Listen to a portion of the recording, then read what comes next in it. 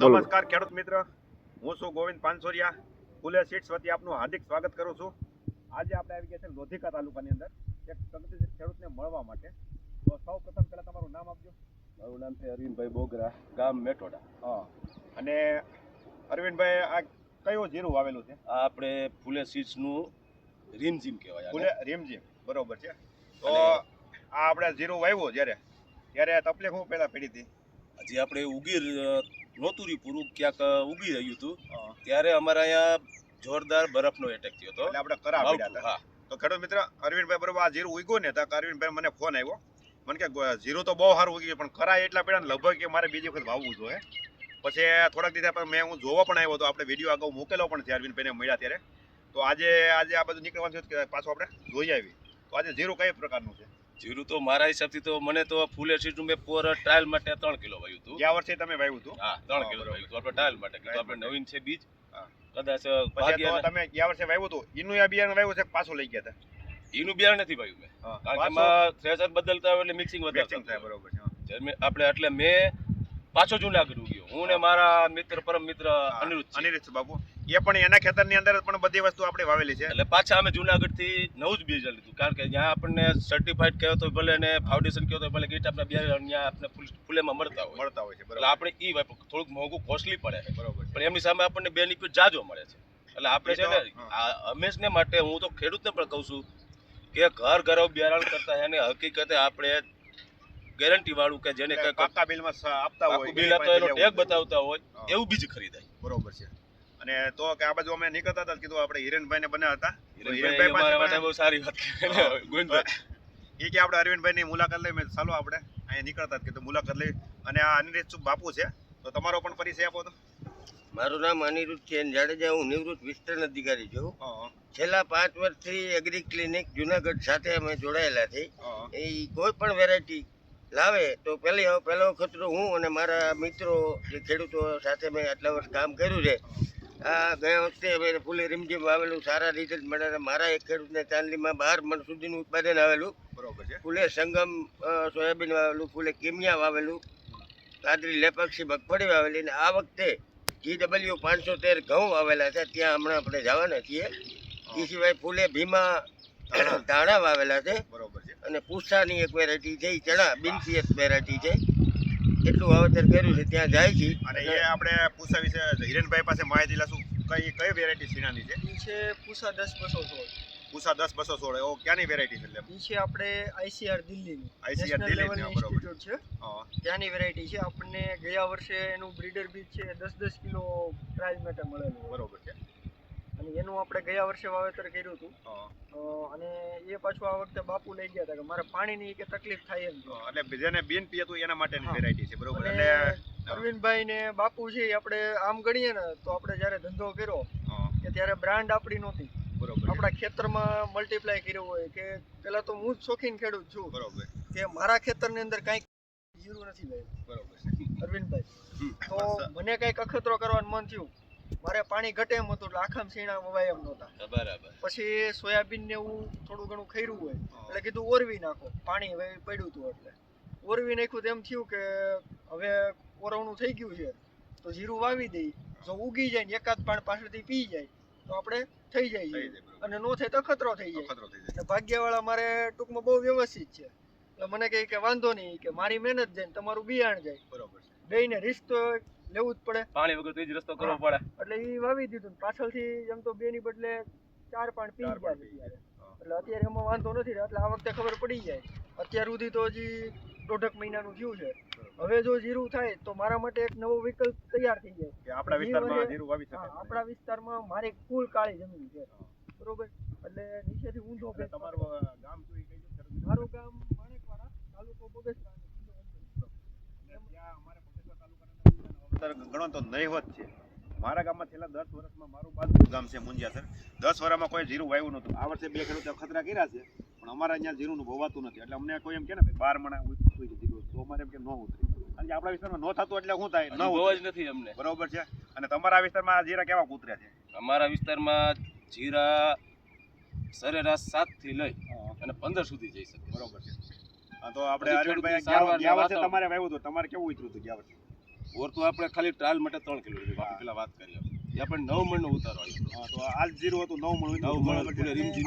આ વર્ષે ગયા વર્ષે હતું એવું છે કે થી સારું છે કઈ ટાઈપ એથી તો મને સારું જાજુ લાગે સાચું લાગે કેવું ઉતર છે અંદાજ કેવો લાગે અંદાજ 12 થી 15 મણની આજુબાજુ તો જશે તમે આ જો આમનો વાતાવરણને કઈ ઇફેક્ટ ન કરે હા એ તો બધું વાતાવરણ પર જ હોય છે મને વાતાવરણ જો અત્યારની હરિયાળી ગ્રીન ની જોઈને એમ લાગે છે કે 15 મણની આજુબાજુ તો આ જશે જશે જ બરોબર છે અને એક માળ તો આપણે બંધાઈ એક ગયો કમ્પ્લીટ થઈ ગયો અને બીજો બીજો આવવા થતો મળ્યો આવે છે આ બીજો બારો નીકળવા મળ્યો છે અત્યારે અને આમાં બીજો માળે કમ્પ્લીટ લાગી જાય ઘણાને માળમાં ન ખબર પડતી હોય. માળની અંદર આપણે વાત કરી હા તો જ્યારે ગુલાબી દાણામાં નીચે દાણા બંધાઈ ગયેલા જોવા મળે ને હા. ઈ દાણા જ્યારે બંધાઈ જાય એમાં સફેદ માંથી છે ગુલાબી થઈ જાય અને નીચે દાણો છે બંધાઈ ગયેલો દેખાય. ઈ ઝીણો તો ઝીણો પણ હાથમાં આવી જાય ત્યારે ઈ માળ કમ્પ્લીટ થઈ ગયો કહેવાય. શરૂઆતી અવસ્થામાં ફૂલ છે ને ઈ સફેદ જેવા દેખાય પછી છે ઈ ગુલાબીમાં થઈ જાય. ગુલાબીમાં નીચે દાણો ભરાઈ જાય એટલે તોય આપણે હાથમાં આવી ગયો કહેવાય. બરાબર કે એટલો અંદાજે છે ઈ ઘણો મોટો ખરા પણ દાણો આપણે પ્રેશરમાં નીચે આવ્યો ખરા. બાપુ તમારું શું કેવું છે કે આ જીરું કેવું ખાશે જીરું બહુ સારું થશે. મેં ગયા વખતે 11 ખેડૂતોને મારા તાલુકામાં પ્રયોગ કર્યો હતો મેક્સિમમ 12 મણ અને ઓછામાં ઓછું 7 મણનું ઉત્પાદન આવ્યું હતું. પછી એની જમીન એની માવજત અને વાતાવરણ તો ખેડૂત મિત્રો આ બાપુ છે આ લોધિકા તાલુકામાં આ વિસ્તારમાં લગભગ ખેડૂતને જો પેલી વખત અખતરો કરાવે ને તો એની ભલા દેખરેખ નીચે જ અખતરા થતા હોય છે. તો એનું કામ એવું છે કે ખેડૂતને કઈ રીતનો બેનિફિટ થાય ને ફક્ત એ જ એ કોઈ લાલચ કે કોઈ વસ્તુ નથી લેતા પણ છતાં ખેડૂતને સારો થાય ને એટલા માટે સલાહ આપે પોતાની ગાડી લઈને જોવા પણ પોતાના બધા ખેડૂતના ખેતરની અંદર જતા હોય છે. હવે તો બાપુ તમારે અત્યારે છોકરા શું કરે છે બરોબર અને તમારી ઉંમર કેટલી છે એ પહેલા જણાવજો. મારે તો એક જ બાબો છે હા એ આંગળીયા પેઢી અહીં ચલાવે છે. 3 ભાઈઓના છોકરાને મોટા કરીને ત્રણેયને પોલીસ સબ ઇન્સ્પેક્ટર એક સુરત છે અને 2 તાલીમમાં છે. હા એ વાડીએ પાણી વાળતા વાળતા એને ઉપાડી ગયો અને મારા હાથ નીચે તૈયાર કર્યા હા. અને ભગવાનની દયા થઈ ગઈ. છોકરાઓ તાલીમ તો ખેડૂત મિત્રો, વ્યવસ્થિત છે. આ બધી જમીન એકલો હું સંભાળું છું. તમારી ઉંમર કેટલી છે? મારી 68 વર્ષની ઉંમર છે. હું 4:30 વાગે ઉઠું છું.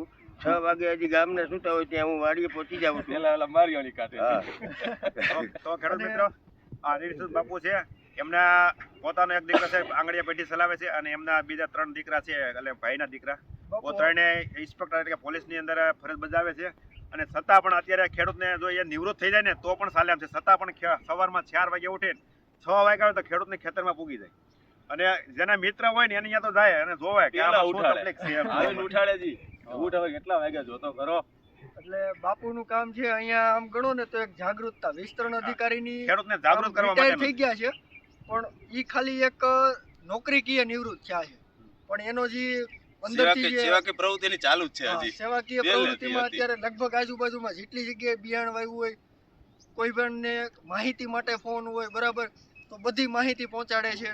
આપણને અહીંયા 1-2 ડીલર પણ અપાવ્યા છે બરાબર અને ખેડૂતોને જાગૃત કરે કે આ વસ્તુ સારી છે અને સૌથી પહેલો નવો અખતરો હોય તો એ બાપુ કરતા હોય. 4-5 વાડી ફરું ને તો મને રાતે ઊંઘ નથી આવતી.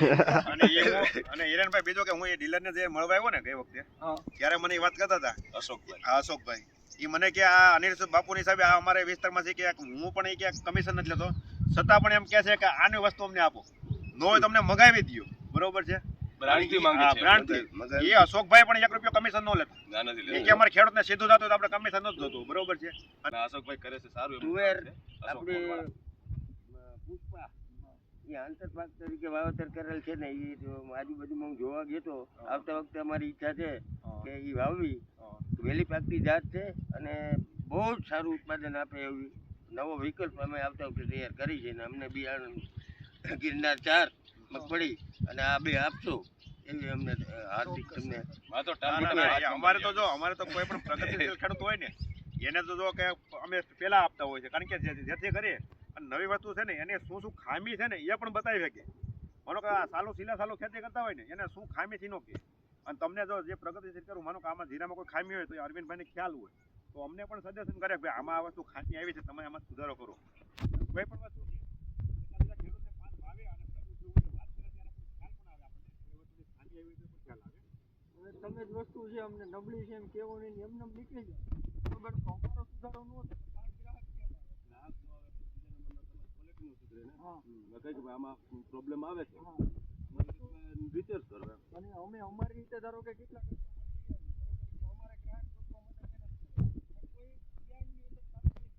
કરે. ભરોસો ન ન કરે. ખેડૂતે એક વખત વાવ્યું હોય કારણ કે ત્યાં બી- મેં જોવા કીધું એમ જ કે ભાઈ પોળ મેં 3 કિલો ટ્રાય લીધી હતી. બિયારણ અરવિંદભાઈ એવું જ વસ્તુ છે, તમે વાવો ને ત્યાંથી ઉગે ત્યાંથી પાકે ત્યાં સુધી જવાબદારી જેવું કહેવાય. હા. તો ઉગે ત્યારે કે જર્મિનેશન થયું, પછી કે ફૂગના પ્રોબ્લેમ છે, રોગ આવે છે, પાક્યું ત્યારે આમ છે, મિક્સિંગ છે, ઉતારો ઓછો આવે છે. ઉતારો ઓછો આવે છે, બધા પ્રોબ્લેમ આવતા હોય છે. પણ છતાં એની સામે લડી અને કંપની ચલાવતા હોય છે, બરોબર છે. અને તમે દવા કોઈ પણ વ્યક્તિ હોય, પેસ્ટિસાઇડ હોય, ખાતર હોય, એક વખત યુઝ કરી નાખો ખેતરમાં એટલે એટલે પૂરું. જવાબદારી પૂરી થઈ ગઈ. એની પૂરી થઈ ગઈ. બરોબર.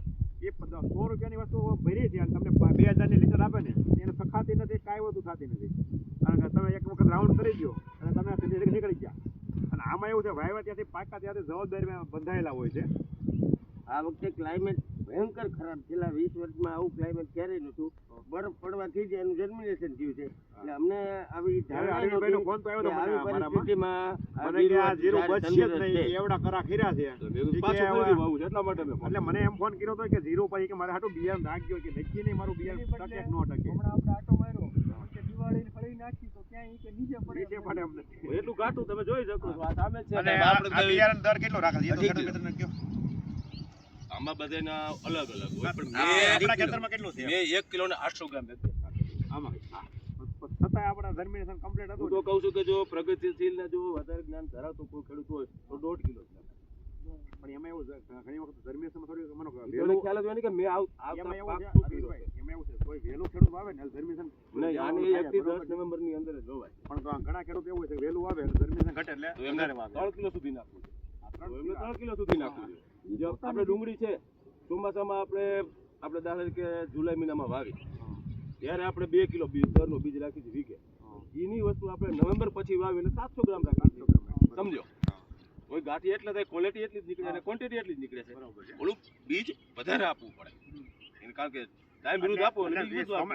સમય જે આપે ને એ પ્રમાણે વાવેતર કરવું જોઈએ. આના બધા નિયમો જ હોય કે આપણે દાખલા અત્યારે મગફળી હોય તો ન હાલે. હવે એની જગ્યાએ ફેબ્રુઆરી એન્ડમાં વાવો તો હાલે. હાલે. એટલે અત્યારે આ બધા બીજના દર એ રીતે નક્કી આપણે થતા અત્યારે નથી આવું તલ વાવશે તો અત્યારે જો વહેલા વાવશે ને વધારે રાખવું હોય. એને વધારે રાખવું પડે. પડે. ઉગાવો ઘટવાનો જ છે. જર્મિનેશન પૂરું આવે છે. પછી એ વ્યક્તિ એમ કે ભાઈ ઉગાવો ઓછો આવ્યો તો આવવાનો જ છે, પણ સમય જો હોવાય તો ઉગાવો કમ્પ્લીટ આવતો હોય છે. કારણ સમય કે સારું કોઈ પણ થાય. કંપની બિયારણ હોય ને એ જર્મિનેશન યુનિવર્સિટીમાં ટેસ્ટ થયા પછી જ એનું પેકિંગ થાય, એની પહેલા થતું જ એ તો નથી. મને બરોબર છે? ખ્યાલ લગભગ અને ખેડૂતને એમાં ખબર સિમ્બોલ પણ મારેલો હોય કેટલા ટકા જર્મિનેશન છે, હા, પણ છતાં ખેડૂત એ નથી જોતા કે આ આપણે આનો રિપોર્ટ થયા પછી જ આનું કયા germination વર્ષે આવતું હોય આને છે. ટ્રાસ્ટમાં લીધી, કયા વર્ષે આને રિલીઝ કરી છે, બધું બધું ઈ લખેલું જ tag હોય છે. મારા હોય જ. પણ કોઈ વાતો ટેગ રાખી દે સીધા દોડી. પછી બીજું કે તમે અત્યારે આ જીરું વાવ્યું છે તો ઘણા ફિલ્ડ વિઝિટમાં આવતા હશે. આ ઘણા મિત્રો આવે છે, એગ્રો વાળા આવે છે. હા, તો એગ્રો એમાં વાળા બધા શું હોય તમારે- કે અત્યારે તમને કહે છે કઈ ટાઈપનું થશે કેમ.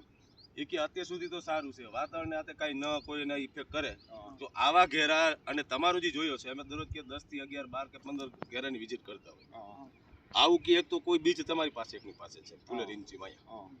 આવું તો બીજા પણ ઘણા બીજ બનાવતા હોય છે. બરાબર. અવનીના છે, મંગલમના છે, XYZ. હા. બરોબર.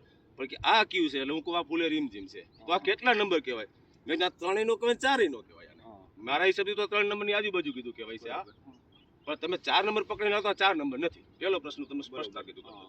અને 4 નંબરને આમાં બધે ફરક પડતો હોય કે વવાય, મેં કીધું વવાય તો તમારે પછી એને ટ્રીટ કરવી પડે એ હા, પ્રમાણે. ઈ તો બરાબર. વાવી તમે છૂટી જાવ તો ન તો થાય. કોઈ પણ વસ્તુ છે તો કદાચ આપણે ઓલા ઘેર નથી કહેતા કે જમવાનું કોઈ પણ વસ્તુ આપે તમને પણ તમારે પછી જ નહીં તો હું તો છે ને ગોવિંદભાઈ દરરોજ સાંજે એમાં આટો મારીને ઘરે જાઉં કે મને પ્રોબ્લેમ શું છે, સાંજે એગ્રો જાઉં, એની ટ્રીટ શું કરવી, દવા લાવ એટલે સવારે સીધો ગોળ બને ચાલુ. એમાં એવું છે હવે જો કાયમી અત્યારે નહીં, હવે જેમ આ સમય જાય ને એમ ફેર થાય, બરોબર. એટલે તમારે ખેતીનું તમારે ખુદને ડોક્ટર બનવું જોઈએ તો જ તમે ઉત્પાદન લઈ શકશો, નકર નહીં લે. આમાં પરમ દિવસે રાઉન્ડ લીધો, બાજુમાં મારે કપાસ કાઢી રહ્યું છે બીજું, એમાં કાલે લઈ લીધો. આપણે થોડુંક એડવાન્સ ચાલવું પડે ને. ખ્યાલ છે આપણને અત્યારે સોશિયલ મીડિયામાં બતાવે છે કે ભાઈ 8 તારીખ 9 તારીખે 10 તારીખે ગમે ત્યારે એક ટાઈમ થઈ શકે છે આવો વરસાદનો. એટલે આપણે એડવાન્સ ચાલી ગયા છે. બરોબર છે. પછી વરસાદ વહી ગયા પછી તરત પાછી ટ્રીટ કરવાની, વાટ નહીં જોવાની કે પાણી સુકાશે હજી ક્યારે આપણે પગ મૂકશું એટલે પારામાંથી હાલો. બાકી અને સમયે તમે એને દવા આપો તો જ આ બચે, નકર ન બચે. આ કારણ કે સેન્સિટિવ જાય તો આવે એકદમ. તો ખેડૂત મિત્રો આજે આપણે અરવિંદભાઈ પાસેથી જીરા વિશે ઘણી માહિતી લીધી અને અનેક બિયારણ પણ વિશે માહિતી લીધી. તો આ બધું આજે આપણે નીકળ્યા હતા, કીધું કે આપણે હિરેનભાઈ કીધું કે આપણે હાલો બાપુને અને અરવિંદભાઈને મળતા જાય અને જીરું પણ જોતા જાય. કીધું કેવું અત્યારની પરિસ્થિતિમાં હવે રહ્યું છે કેવું ખબર પડે. તો બસ આજે આટલું. નમસ્કાર.